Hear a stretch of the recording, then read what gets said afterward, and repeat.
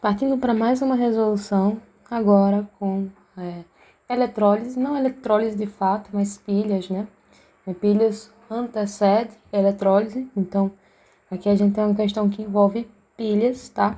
E de antemão, o enunciado, ele é simples, né? E direto. Ele vai especificar que Alessandro Volta foi um físico e químico italiano, né? E foi um dos pioneiros nos estudos com eletricidade. Ele inventou no século XIX o que posteriormente ficou conhecido como pilha voltaica. E eu até sublinhei embaixo, porque vai ser um importante comentário que iremos fazer a respeito, tudo bem? A partir de uma montagem simples de discos de metais empilhados. Então, aqui tem um metal empilhado, aqui tem outro, como mostra a figura, né? Separados por uma camada de eletrólito. Então, vocês percebam na própria imagem que a camada de eletrólito, então aqui, a gente tem uma camadinha então, em branco, né? Tentar sublinhar aqui, essa camada em branco, então, representa essa camada de eletrólito, né? Que vai ajudar justamente nessa movimentação e na condução da corrente elétrica, né? A partir de uma montagem simples de discos de metais empilhados. Então, a gente tem metais empilhados, separados por uma camada de eletrólito, conforme a imagem a seguir, beleza? Com base nas representações, pode-se afirmar que... Bom, aqui, de fato, acho que a primeira coisa que você deveria pensar é a respeito se é um processo de pilha voltaica, né? Ou então é um processo de eletrólise. Ele já deixa claro que é uma pilha, mas se você não soubesse, a gente iria para os requisitos de uma diferença entre pilha e um processo de eletrólise. Primeira coisa, a gente sabe que a eletrólise é um processo que não é espontâneo. Então, uma das principais características que é um processo não espontâneo, tá? A gente precisaria, então, de uma corrente, de uma fonte de tensão, né? Uma aplicação de tensão, como bateria, como a condução, né? De corrente, para condução de corrente, com uma fonte externa e tudo mais. E a gente iríamos interpretar, então, como a DDP ali negativa, né? Para ser um processo não espontâneo. E uma pilha, já a pilha, né, a gente tem um processo ao contrário, que é espontâneo, a DDP é maior do que zero, e por consequência, outras características que se sucedem é que a pilha, além disso, a gente tem uma conversão de energia química em elétrica. Então, química em elétrica. A gente faz essa inversão, a gente troca a energia que era antes química e substitui então para energia elétrica. Já na eletrólise, a gente tem a transformação da energia elétrica em química, é o contrário, né? Outras características que podemos tirar daqui e que são importantes também é que na condução da corrente elétrica, vale lembrar que a pilha, ela produz corrente, né? Logo, se ela produz corrente, ela vai gerar eletricidade. Então, vou colocar aqui embaixo, produz corrente. Já a eletrólise, a gente tem que consumir corrente, né? Para gerar uma reação que desencadeia, então, a produção da energia elétrica em energia química. Então, aqui a gente vai consumir corrente. E, obviamente, como eu já disse, a DDP é positiva, então a variação ela é maior do que zero, que é um processo espontâneo, e aqui a DDP é menor do que zero, porque é um processo não espontâneo. Principais características, então logo a gente consegue tirar que é uma pilha, se trata de uma pilha. Sabendo que se trata de uma pilha, a gente precisa dessa avaliação prévia para poder se ligar nisso aqui. As características de um ânodo, de um cátodo, né? Aqui ele deixa explícito essa camada de eletrólito e ele me dá aí o zinco e o cobre. Ele exalta, né? Tirar essa camada aqui vermelha. Se vocês prestarem bem atenção, e eu acredito que ficaria mais visível na folha mesmo. Até o zinco, ele é representado por esse cinza, né? Esse cinza clarinho. Então, o zinco, ele vai representar o polo negativo, ele já deixou explícito, e aqui o polo negativo, ele é representado pelo ânodo, onde acontece, né, o processo de oxidação. E no cátodo, a gente tem o processo de redução. E aqui no cátodo, a gente tem a fonte com... A fonte não. A imagem que representa, então, aqui laranjinha, né? A representação desse polo positivo como cátodo, e é onde acontece a redução, é representada, então, pelo cobre, tudo bem? Então, de antemão, só vou escrever aqui, que aqui é o cobre, e esse aqui é o zinco, tudo bem? Alternativas. Logo, a gente já consegue matar uma das alternativas, que é a alternativa C. A alternativa C diz o seguinte: o disco de zinco apresentado na imagem é o cátodo, então ele se refere ao zinco como cátodo, mas é ânodo, né? Por quê? Porque o polo negativo do ânodo está relacionado nas pilhas ao ânodo onde acontece a oxidação, não é isso? Então, pode-se afirmar aqui, letra C, né? O disco de zinco apresentado na imagem é o cátodo, polo positivo, negativo, né? Enquanto o do cobre é o ânodo, no caso é o cátodo, que é um polo positivo. Então, já tá errado por aí, né? O ânodo é o eletrodo onde acontece a oxidação. Então, a oxidação, eu vou doar elétrons, né? E o ânodo, ele é conhecido, então, por ter um polo negativo, tá? Já que o zinco, né, no caso, que no caso é o zinco, ele tem maior tendência a oxidar do que o cobre, tá? Então, o zinco, ele vai ser representado pelo ânodo, negativo, né? E o cátodo é o eletrodo onde acontece a redução. Se acontece a redução, logo ele vai ganhar elétrons, tá? E se ele vai ganhar elétrons, a gente tem o cobre como cátodo, né, positivo aqui, uma fonte positiva. Então, a gente já consegue aí excluir uma alternativa que é a alternativa C, de caso, né? Próxima. Outra aqui diz o seguinte: letra D. As placas de zinco e cobre precisam estar no formato de discos circulares, como representados na imagem por conta da superfície de contato. Vamos lá, eu vou grifar isso aqui, porque eu acho que pegou muita gente. Porque é o seguinte, embora a gente tenha um formato circular aqui, né, e ele deixe isso explícito não só no texto como na imagem, historicamente, quando a gente estuda pilhas de Daniel, né, a gente estuda o processo de eletrólise como um todo, não temos, por exemplo, uma forma geométrica específica como requisito fundamental para o processo ali de eletrólise ou então de pilhas acontecer, né? O que importa, na verdade, para realmente funcionar é a diferença de potencial que vamos ter entre os metais, tá? E na presença ali do eletrólito para ajudar na condução dessa corrente. E isso, essa diferença de potencial, que é a famosa DDP, né? Entre os metais, essa diferença, o que seria a DDP? Por exemplo, o zinco e o cobre, como a gente viu anteriormente na alternativa C, o zinco ele tem uma maior tendência de oxidar. Então, obrigatoriamente, o outro vai ter que se virar quando a gente tiver uma semi-reação para reduzir, tá? Então, a partir do momento que a gente tem uma DDP, inclusive, quanto maior ali a DDP do sistema, maior eu tenho uma capacidade de reduzir, não é isso? A DDP, por exemplo, a DDP do cromo, né? É mais 0,34 volts. Então, ele reduz em comparação com o zinco, né? O zinco tem uma DDP de menos 0,76 volts. E o zinco, então, ele vai ter a capacidade de se virar, né? Em uma semi-reação para realizar a oxidação, tudo bem?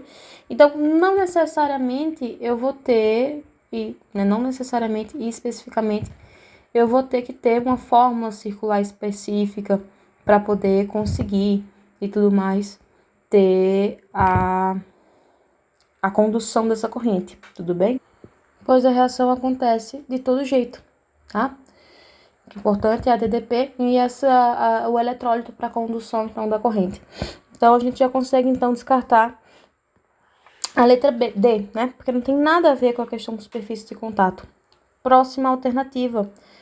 Ele diz na letra E o seguinte: a alternância de discos apresentada na estrutura da pilha de volta foi essencial para a descoberta do elétron mediante medidas de condução nos polos do dispositivo. Vamos lá. A alternância desses discos, que foi justamente o que ele diz aqui, realmente foi essencial para construir a primeira bateria, porque até o próprio enunciado ele diz aqui, né? E foi importante também para demonstrar que a questão da geração da corrente elétrica, principalmente a contínua, foi importante e tudo mais, e teve também o seu desempenho em relação à descoberta do elétron, foi muito importante.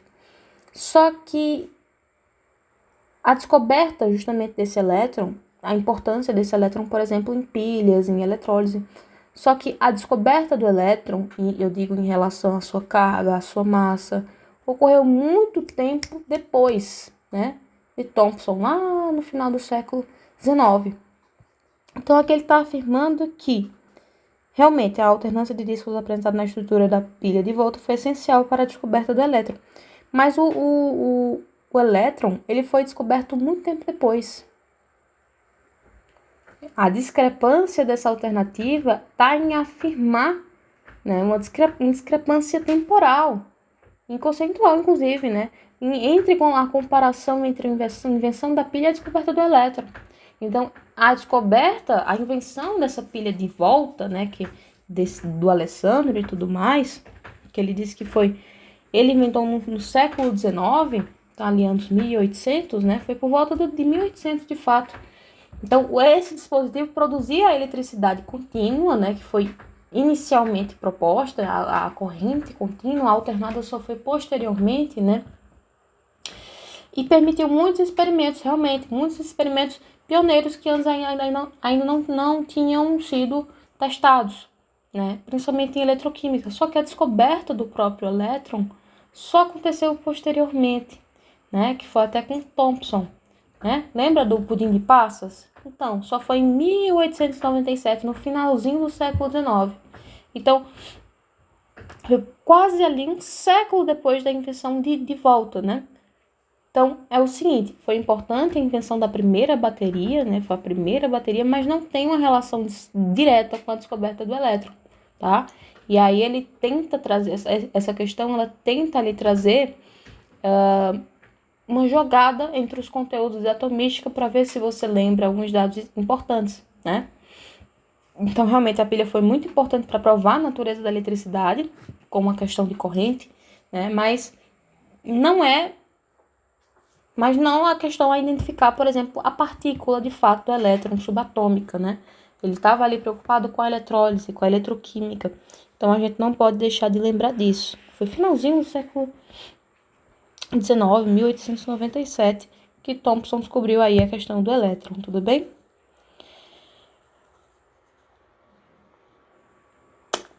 Alternativa A. A alternativa A diz o seguinte: a pilha de volta gera eletricidade por meio da queima de combustíveis fósseis. Gente, como o zinco e o cobre apresentados na figura. Está incorreta a alternativa, né? Porque, vamos lá, a pilha de volta, que é um processo que envolve, que é espontâneo, inclusive, tem a geração da eletricidade, né? O próprio conceito de pilhas e tudo mais é a geração de eletricidade por meio de reações químicas. Como eu disse aqui, ele utiliza a energia aqui química, né, para transformar em energia elétrica. Então, esse é o ponto-chave, é transformar energia química em elétrica e não em queima de combustíveis fósseis, né? Então, essa eu acho que de fato dava para você ter excluído de primeira, né? O zinco, na reação que a gente tem aqui, ele vai ser consumido porque ele vai ser oxidado, ele vai doar os seus elétrons para a reação acontecer, para gerar um fluxo, né, de passagem de elétrons para poder gerar corrente elétrica, né? Mas ele não vai ser queimado. é a base da eletroquímica. Então, sobra para a gente só a alternativa D de dado. A alternativa D de dado diz o seguinte: o eletrólito, na representação da pilha, certo? É o NaCl, que é o famoso cloreto de sódio, que em solução aquosa, a gente sabe, né? A própria reação em meio aquoso, quando a gente tem junto aqui com a água, a gente tem a liberação dos seus íons Na+, e Cl-. E poderia ser substituída por uma solução de ácido sulfúrico. Vamos lá. O ácido sulfúrico, perdão, o eletrólito que foi usado aqui, que ele até deixa explícito, é o NaCl, né, em conjunto com a água. Perceba que ele deixa em conjunto com a água, para liberação então dos íons. Se eu trocasse esse NaCl e a água, né, por justamente o ácido sulfúrico, a gente teria ainda, né, uma passagem de íons. Por quê? Porque a solução salina de NaCl, né, que é o cloreto de sódio, vai funcionar como eletrólito da reação, vai ajudar a reação química a acontecer, para poder transformar em energia elétrica, né? Só que, posso usar uma solução salina? Posso, mas eu também posso usar uma solução ácida, porque a própria solução ácida vai permitir a passagem de íons também, né? E aí a gente teria completando aquele circuito e fechando aquele circuito. E esse circuito interno da pilha iria ajudar a fornecer a eletricidade necessária, tá? A gente precisa ter esses íons. E se eu substituir essa solução salina por ácida, vai dar certo do mesmo jeito, tá? Uma solução, por exemplo, de ácido sulfúrico é um eletrólito adequado. A gravação de alguma forma acabou sendo interrompida, mas eu adicionei a imagem justamente da estrutura, né, do ácido sulfúrico para a gente entender o porquê ele também vai liberar seus íons quando entra em contato com o meio aquoso. Primeira coisa, ele vai ser um eletrólito forte. Partindo do princípio que a gente já tem uma base de inorgânica, a gente sabe então, né, que o ácido sulfúrico 4 menos 2 vai dar 2, então ele representa um ácido extremamente forte, né? E uma consequência desse ácido forte vai ser um clássico eletrólito forte também, tá? Ele vai ser extremamente adequado para ser um eletrólito, e isso eu dou um exemplo como, por exemplo, como em baterias, porque ele vai ter uma liberação de íons com muita eficiência. Ele vai liberar seus íons com eficiência, tá? E aí a gente tem que lembrar, né, que a explicação que envolve essa liberação dos seus íons, sendo um ácido, tem a ver com a polaridade de suas ligações, né? Além da polaridade, tem a ver com a estabilidade de seus produtos e com a interação que esse ácido tem em contato com a água, né? Então, o processo de liberar os seus íons, só por desencargo de consciência, se chama ionização, tá? E vamos lá, como é que acontece de fato isso? A liberação desses íons de hidrogênio, a gente sabe que são os famosos prótons, né, que é o H+, vai acontecer, né, toda vez que ele entrar em um meio aquoso. Então, a gente vai ter a liberação em contato com a água. A gente tem aqui o ácido sulfúrico,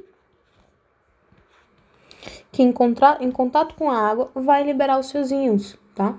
E inclusive os seus íons de hidrogênio, que é os famosos prótons. Então, a gente vai ter os prótons livres na reação. E é isso que classifica, inclusive, né, na relação de ácido de Bronsted-Lawrence, a classificação dele como ácido, tudo bem? E isso, já lembrando aí, a base que você já deve ter. Então, outra coisa que influencia bastante é que ele é um oxiácido, como eu já disse, extremamente forte. E os hidrogênios, se vocês repararem bem, eles estão ligados a um átomo central de oxigênio, né? A fórmula estrutural mostra isso, e é por isso que eu coloquei ela aqui. Então, a gente tem os átomos aí dispersos de hidrogênio, né? Que estão aqui. A gente tem, então, 4 átomos de oxigênio, que estão representados aqui na bolinha vermelha, e um átomo central de de enxofre, tudo bem? E aí, perceba que o ácido sulfúrico, ele representa um grande eletrólito por causa do seu potencial, das suas ligações covalentes polares, tudo bem? O oxigênio a gente sabe que é um átomo extremamente eletronegativo. Na escala, né? Fui ontem no clube, briguei, saí correndo para o hospital. A escalinha de eletronegatividade aqui demonstra que o oxigênio é um dos átomos mais eletronegativos que a gente tem, né? Então, essa eletronegatividade significa que eu vou ter uma atração muito grande dos elétrons, né? Que vão querer, então, migrar aqui. Eita, perdão, estava escrevendo ao contrário. Que vão migrar para o oxigênio. Então, aqui, ó. A gente vai ter uma migração, então, dos elétrons para o oxigênio. Isso vai acontecer em todos. Então, significa que ele vai ficar o quê, então? Parcialmente negativo. A gente vai ter, então, uma nuvem parcialmente negativa entre o oxigênio, né? E vai acontecer a mesma coisa aqui, vai acontecer a mesma coisa aqui, vai acontecer a mesma coisa aqui, e por aí vai. Ele ficando parcialmente eletronegativo, o que vai acontecer, né? Vai ter essa atração de elétrons e a gente vai ter uma ligação muito forte de hidrogênio e oxigênio, tá? O hidrogênio que vai estar aqui, que também vai puxar aqui seus elétrons para o oxigênio, vai ter uma ligação extremamente forte entre eles, tá? Outra característica é que a gente vai ter uma facilidade de doação do próton. Quando a gente adiciona o ácido sulfúrico, que é esse carinha aqui, a água, que é o H2O, o que vai ter? O que vai acontecer? A gente vai ter um forte caráter polar da ligação de hidrogênio e oxigênio, como a gente já viu. Por que a gente tem uma característica polar entre essas ligações? Porque a gente vai ter, então, um fator resultante de eletronegatividade apontando mais para os hidrogênios, e eles não vão se anular. Então, a gente vai ter um fator que coíbe e que a gente consegue chamar, então, essa molécula de uma molécula polar. Então, caráter polar do ácido sulfúrico na água, né, e essa forte ligação polar entre hidrogênio e oxigênio vai facilitar a quebra dessa ligação. Então, o que vai acontecer? Em contato com a água, o próton, o H+, vai se separar do oxigênio, né? Vai romper essa ligação, e a partir do momento que rompe essa ligação, é basicamente capturado pela molécula da água, né? E aí a gente teria aí uma formação de um íon hidrônio, H3 ou mais. Ou então, de forma simplificada, para os mais íntimos, o famoso próton, que é o H+. Então, veja, é todo um processo de base, né?